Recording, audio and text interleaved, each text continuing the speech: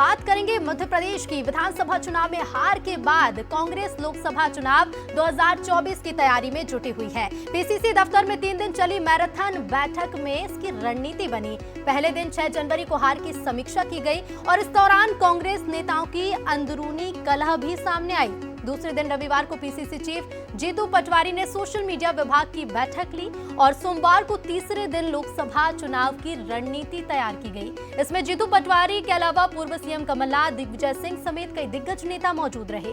कमलनाथ ने कहा कि बैठक में पूरी प्लानिंग हुई है, कोई निराशा नहीं है। विधानसभा में हार से सबक लेते हुए कांग्रेस जल्द मैदान में लोकसभा प्रत्याशी उतारेगी। पूर्व मंत्री सज्जन सिंह वर्मा का कहना है कि फरवरी में सभी सीटों पर प्रत्याशी तय हो जाएंगे। लोकसभा चुनाव के लिए कांग्रेस ने प्रत्याशी को लेकर लोकसभावार समिति भी बनाई है, जो 31 जनवरी तक 2 से 3 नाम पार्टी को देगी। कयास ये भी लगाए जा रहे हैं कि फरवरी में लोकसभा उम्मीदवारों का ऐलान भी किया जा सकता है। सब पूरी प्लानिंग हुई है, सबने अपने विचार रखे हैं और बहुत कामयाब सब का बहुत योगदान रहा। कोई ऐसी निराशा नहीं है, सब बड़े जोश में हैं और ये आवश्यक है। हमारी बात कई विषयों पर हुई। लोकसभा चुनाव की क्या प्रक्रिया होगी, हमारी ईवीएम पर बात हुई, हाँ, इन सब चीज़ों पर बात हुई। ये मान के चलिए कि कांग्रेस ने लोकसभा चुनाव का आगाज कर दिया है और मध्य प्रदेश के सारे महत्वपूर्ण व्यक्ति जिनका राजनीतिक अनुभव है और साथ में नौजवान पीढ़ी, वो सबका मिश्रण करके जो समिति बनी है, आज बहुत सारी बातें हुई और ये निकल के आया कि बहुत जल्दी लोकसभा के प्रत्याशी डिक्लेयर कर दिए जाएंगे। आज ज़रूरत है कि हम पुनः हर एक गांव तक पहुंचे, हर एक घर तक पहुंचे। हमेशा चुनाव में इस बात पर हमें विशेष संज्ञान लेना चाहिए है, जितना समय प्रत्याशी को मिलेगा उतना बेहतर है। और चलिए अब आपको बताते हैं कि कांग्रेस की रणनीति लोकसभा चुनाव को लेकर क्या कुछ हो सकती है और किस तरह की रणनीतियां कांग्रेस तैयार कर रही है। ग्राफिक्स के जरिए आपको बताते हैं। देखिए, बैठकों का दौर लगातार जारी है और लोकसभा चुनाव को लेकर जमावट में मध्य प्रदेश कांग्रेस जुटी हुई है। लगातार ऐलान जिस तरह से पार्टी में किए जा रहा है और उसके बाद बैठकों का दौर भी शुरू हो चुका है। अब संगठन में नए सिरे से ऊर्जा का संचार करना भी पार्टी ने तय किया है और एकजुटता की बात भी कही जा रही थी। अब बड़े नेताओं की मौजूदगी से संदेश देने की कोशिश भी करती हुई कांग्रेस नजर आएगी। समय कम बचा है लोकसभा चुनाव में और ऐसे में जो कमजोरियां होंगी उन कमजोरियों को ढूंढा जाएगा और उन कमजोरियों पर पार्टी काम करेगी। कमजोरियों पर काम करने के साथ साथ देखिए और क्या कुछ रणनीति हो सकती है, तो ग्राउंड लेवल पर जाकर कार्यकर्ताओं को चार्ज करना भी कांग्रेस की रणनीति में अब देखने को मिलेगा। और इसके साथ ही उम्मीदवारों की चयन प्रक्रिया बेहद महत्वपूर्ण प्रक्रिया है ये चुनावों की, और ऐसे में कौन से होंगे वो उम्मीदवार, क्या कुछ उनके पैमाने होंगे और किन पैमानों को ध्यान में रखते हुए कांग्रेस उम्मीदवारों का चयन करेगी, ये देखना भी बेहद महत्वपूर्ण होगा। और चलिए, कांग्रेस लोकसभा चुनाव से पहले इंडिया गठबंधन में शामिल दलों से सीट शेयरिंग को लेकर लगातार बातचीत कर रही है। रविवार को आरजेडी से बिहार में सीटों पर चर्चा के बाद सोमवार को आम आदमी पार्टी से दिल्ली में मीटिंग भी हुई, जिसमें पंजाब और दिल्ली में सीट बंटवारे पर चर्चा की गई। जैसा कि आप जानते हैं कि दोनों ही राज्यों में आम आदमी पार्टी की सरकार है। पंजाब में कांग्रेस मुख्य विपक्षी पार्टी की भूमिका में है और ऐसे में सीट शेयरिंग का मुद्दा सुलझाना आसान नहीं होगा। सूत्रों के मुताबिक आम आदमी पार्टी पंजाब की सभी 13 सीटों पर अड़ी हुई है, जबकि लोकसभा चुनाव 2019 में पार्टी को सिर्फ एक ही सीट हाथ लगी थी, जबकि कांग्रेस के पास सबसे ज्यादा 8 सीटें हैं। दरअसल आम आदमी पार्टी ने पंजाब के विधानसभा चुनाव में एक तरफा जीत हासिल की थी। इसके बाद आम आदमी पार्टी का कॉन्फिडेंस लेवल हाई है। करीब करीब दिल्ली में भी पार्टी का यही हाल है और इसलिए यहां भी मामला उलझता हुआ नजर आ रहा है। मुझे लगता है तेजी से सीटें इंडिया ब्लॉक की फाइनल होंगी। देखिए, जिस प्रकार का कंफ्यूजन दिखाई देता है इंडी गठबंधन में, आज ये लोग मिलकर सीट शेयरिंग की बात कर रहे हैं। कांग्रेस बोल रही है कि हम लोग जो है किसी एक स्टेट का नहीं, सभी स्टेटों की बात करेंगे। कोई बोल रहा है कि एक ही स्टेट की बात होगी। तो इस प्रकार का जो कंफ्यूजन है वो इसलिए है क्योंकि ये फोटो आप में तो हाथ से हाथ मिलाते हैं, परंतु दिल से दिल नहीं मिल पाता। और 2024 की तैयारी तो पार्टी कर रही है, लेकिन 2019 लोकसभा चुनाव के क्या कुछ नतीजे थे, क्या कुछ हालात थे, वो भी आपको बताते हैं। तो देखिए, दिल्ली की अगर बात करें, दिल्ली में कुल लोकसभा की 7 सीटें हैं। 7 सीटों में से 7 की 7 लोकसभा की सीटें दिल्ली में बीजेपी को मिली। कांग्रेस के हाथ में एक भी सीट नहीं आई और वहीं आम आदमी पार्टी को भी एक भी सीट नहीं मिली। ऐसे में बात करें उस दूसरे राज्य की, जिस राज्य में फिलहाल आम आदमी पार्टी विधानसभा चुनाव में देखिए मुख्यमंत्री हैं वहां पर आम आदमी पार्टी के, तो कुल 13 सीटें, जिसमें से 8 हैं कांग्रेस के पास और अकाली दल के पास 2 सीटें हैं। तो पंजाब की सीटों का इतिहास भी आप समझ लीजिए कि 2019 में क्या स्थितियां बनी। 8 सीट कांग्रेस के पाले में गई, अकाली दल के पास 2 सीट, बीजेपी को 2 लोकसभा सीटों पर पंजाब में जीत हासिल हुई, तो वहीं आम आदमी पार्टी को 1 सीट मिली। लेकिन महाराष्ट्र की सीटों का क्या कुछ गणित है। 48 सीटों में से बीजेपी को 23 मिली 2019 में, शिवसेना को यहां पर 18 सीट मिली, कांग्रेस को यहां पर 1 सीट मिली और इसके साथ ही देखिए महाराष्ट्र की कुल 48 सीटों में से एनसीपी को 4 सीट हासिल हुई और महाराष्ट्र के साथ साथ अन्य राज्यों में देखिए महाराष्ट्र में एआईएमआईएम को भी 1 सीट हासिल हुई। और बात मध्य प्रदेश की करें तो मध्य प्रदेश के मुख्यमंत्री मोहन यादव मामा के घर पहुंचे। यहां पहुंचकर सीएम ने शिवराज सिंह चौहान से मुलाकात की। इस दौरान दोनों के बीच प्रदेश के विकास और जनता के मुद्दों को लेकर बातचीत हुई। मुलाकात के बाद सीएम मोहन यादव ने कहा कि वो हमारे पूर्व मुख्यमंत्री हैं, उन्होंने कई योजनाएं लागू की हैं और उन्हीं योजनाओं पर चर्चा करने आया था।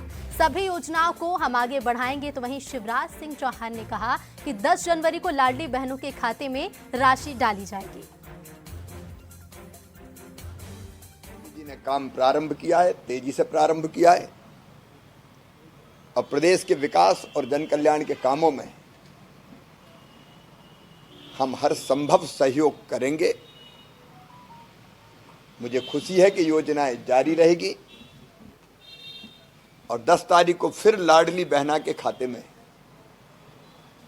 पैसा आएगा और हमारा संकल्प ये भी कि लाडली बहनों को लखपति बहना बनाना है।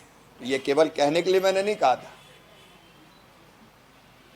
उसके लिए मैं भी निरंतर काम करूंगा और मुख्यमंत्री जी भी उस दिशा में, सरकार भी हमारी सरकार है, आखिर सरकार भी उस दिशा में प्रयत्न करेगी। हमारे वरिष्ठ हैं और एक सीएम है, उनकी बहुत सारे मसलों में बहुत सारी अच्छी योजनाएं भी लागू की हुई है। उन योजनाओं को लेकर के मैंने चर्चा की और हम सारी योजनाओं पे आगे बढ़ेंगे। लेकिन मामा से मोहन की मुलाकात के आखिर मायने क्या हैं और क्या कुछ बताने की कोशिश की गई है, ये भी आपको ग्राफिक्स के जरिए बताते हैं। तो देखिए, शिवराज से मुलाकात के बहाने संदेश देने की कोशिश पार्टी ने की है और इसके साथ ही मुख्यमंत्री जब मिलने पहुंचे पूर्व सीएम से, ऐसे में पार्टी में सीनियर जूनियर के बीच सामंजस्य का भी एक संकेत देखने को मिल रहा है। शिवराज कार्यकाल की योजनाओं को जारी रखने का भी संदेश है, क्योंकि योजनाओं को जारी रखने की बात मध्य प्रदेश के वर्तमान सीएम और पूर्व सीएम दोनों कह चुके हैं। लाडली बहना योजना को लेकर संदेश देने की कोशिश है और इसके साथ योजना को लेकर उड़ रही अफवाहों का खंडन करने भी की कोशिश है, क्योंकि कई बार ऐसी बातें भी सुनने में आई हैं कि कुछ योजनाएं जो पूर्व सीएम शिवराज ने अपने कार्यकाल में शुरू की थी उन्हें खत्म किया जा सकता है। लेकिन ऐसे में उन अफवाहों का खंडन करने की कोशिश भी इस मुलाकात के जरिए की गई है और लोकसभा चुनाव सबसे महत्वपूर्ण जो उद्देश्य है बीजेपी का इस वक्त, उसे लेकर समन्वय का संकेत देने की भी साफ कोशिश की है।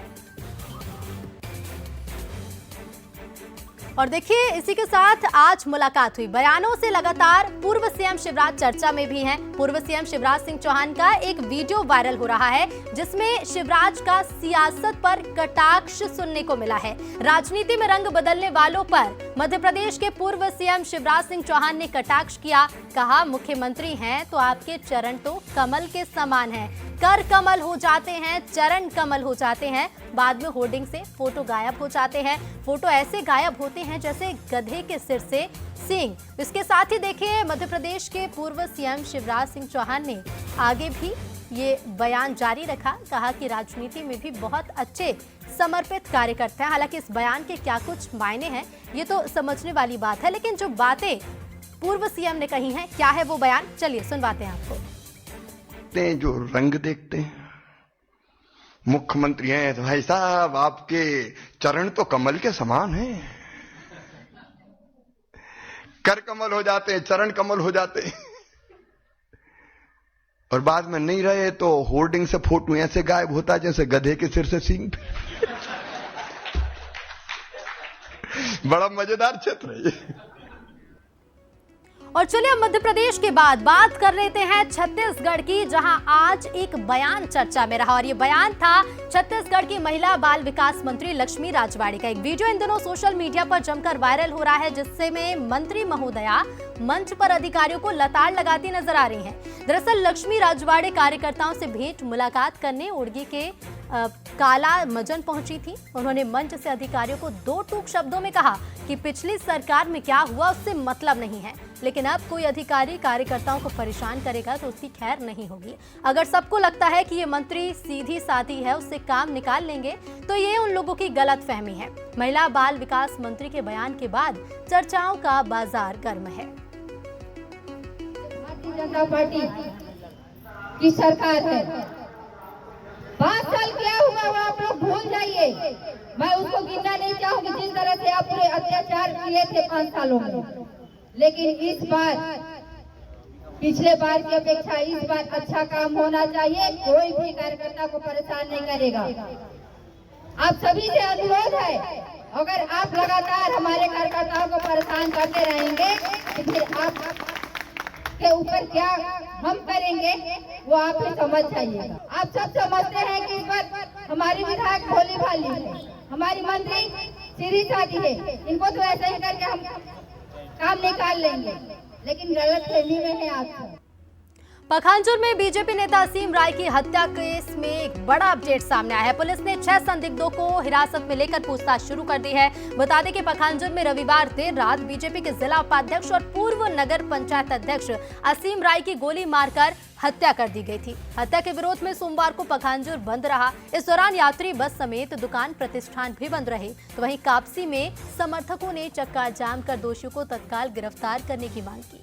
इस दौरान चप्पे चप्पे पर पुलिस बल भी तैनात रहा। मामले में कांकेर एसपी ने हर एंगल से जांच की बात कही है। तो वहीं मुख्यमंत्री विष्णुदेव साय ने भी ट्वीट कर बीजेपी नेता असीम को श्रद्धांजलि दी। मंत्री केदार कश्यप ने बीजेपी नेता के घर पहुंचकर परिजनों को ढांढस बंधाया और दोषियों पर सख्त कार्रवाई की मांग की है। और ये देखिए तस्वीरें आपको दिखाते हैं कि किस तरह से इस हत्या से आक्रोशित कार्यकर्ताओं ने जमकर हंगामा और प्रदर्शन किया।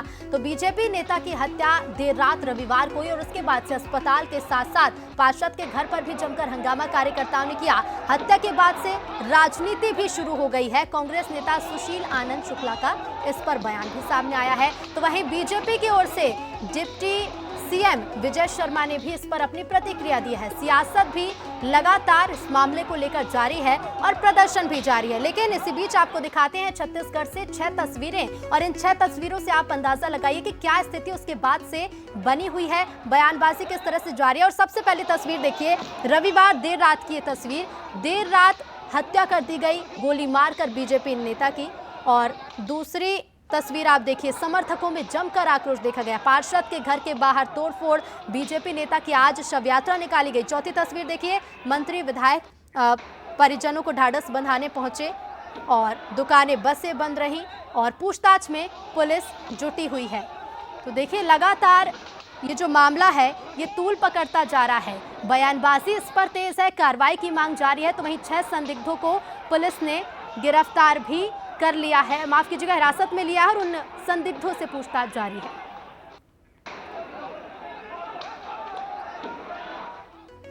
और चलिए अब बात करते हैं राजधानी भोपाल के उस केस की, जहां बालिका गृह से कुछ बच्चियां गायब हुई थी। बालिका गृह से बच्चियों के गायब होने का ये केस, जिसमें अपडेट आपको बता दें, परिजनों को 41 बच्चियां सौंपी गई हैं। आंचल बालिका छात्रावास से छात्राएं मिली है। नेहरू नगर बाल निकेतन की देखरेख में ये कार्रवाई की गई और सभी नाबालिगों को CWC की निगरानी में परिजनों को सौंप दिया गया है। इसके साथ ही आपको बता दें, काउंसलिंग की गई, बयान लिए गए और SIR के बाद सभी बच्चियों को CWC की निगरानी में परिजनों को सौंप दिया गया। कुल 41 बच्चियां परिजनों को सौंपी गई हैं।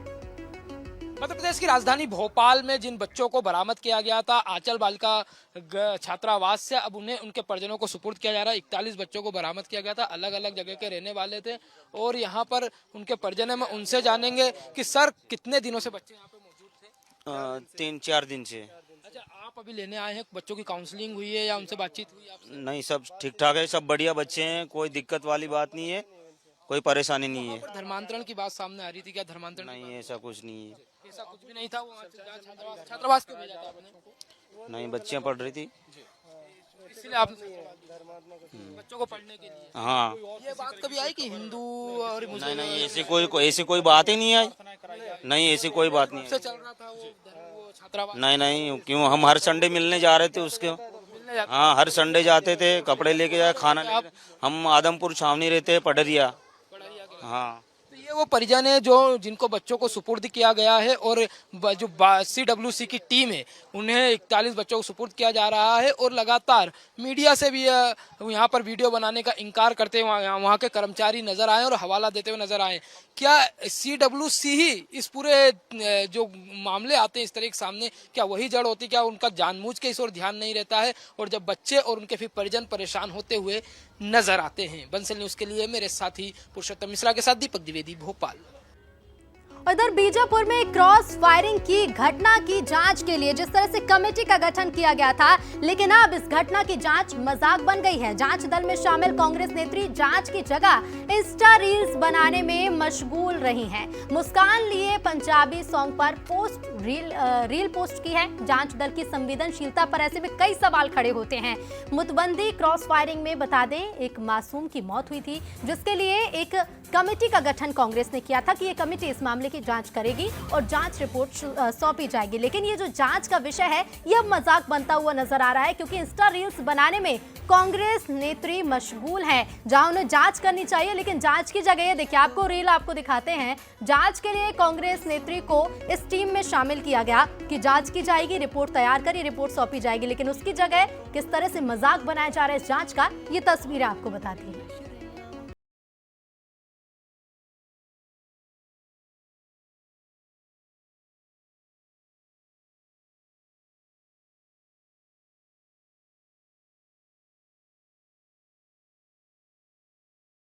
बाईस जनवरी को अयोध्या में राम मंदिर प्राण प्रतिष्ठा का कार्यक्रम है। इस बीच राम जन्मभूमि तीर्थ क्षेत्र ट्रस्ट ने राम मंदिर परिसर की नई तस्वीरें जारी की हैं, जिसमें राम मंदिर परिसर में कुबेर किले पर स्थापित जटायु की प्रतिमा नजर आ रही है। मंदिर में खंभों और दीवारों पर देवी देवताओं की शानदार नक्काशीदार आकृतियां हैं। गर्भगृह की तस्वीरें रात के समय राम मंदिर की सुंदरता और चमक को चार चांद लगा रही हैं। ये तस्वीरें चलिए आपको भी दिखाते हैं।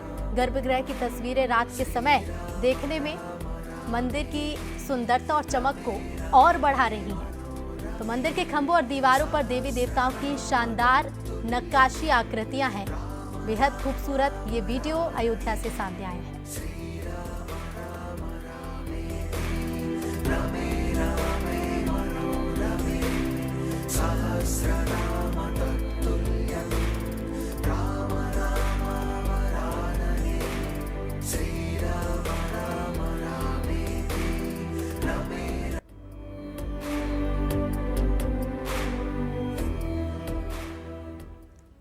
और चलिए अब बात कर लेते हैं सिनेमा जगत से जुड़ी हुई खबर की, क्योंकि अपनी रिलीज के बाद से ही बॉक्स ऑफिस पर धमाल मचाने वाले ओपेनहाइमर ने 81वें गोल्डन ग्लोब अवार्ड्स में भी गर्दा उड़ा दिया। फिल्म ने डायरेक्टर से लेकर बेस्ट फिल्म कैटेगरी में 5 गोल्डन ग्लोब अपने नाम कर लिए हैं। ओपेनहाइमर को 8 नॉमिनेशन हासिल हुए थे, जिनमें से उसने 5 में अवार्ड अपने नाम कर लिए। अवार्ड से नवाजे जाने के बाद डायरेक्टर इमोशनल दिखाई दिए। उन्होंने स्पीच में कहा कि धन्यवाद गोल्डन ग्लोब्स, मैं इससे पहले मंच पर केवल अपने प्रिय मित्र हीथ लेजर की ओर से इसमें से एक अवार्ड रिसीव करने आया था और ये मेरे लिए कॉम्प्लिकेटेड था। अवार्ड सेरेमनी में Margot Robbie starrer film Barbie ने भी सिनेमैटिक एंड बॉक्स ऑफिस पर अचीवमेंट और बेस्ट ओरिजिनल सॉन्ग अवार्ड अपने नाम किया। तो वहीं एक्ट्रेस लिली ग्लैडस्टोन को film killers of the flower moon के लिए बेस्ट एक्ट्रेस ड्रामा के अवार्ड से नवाजा गया।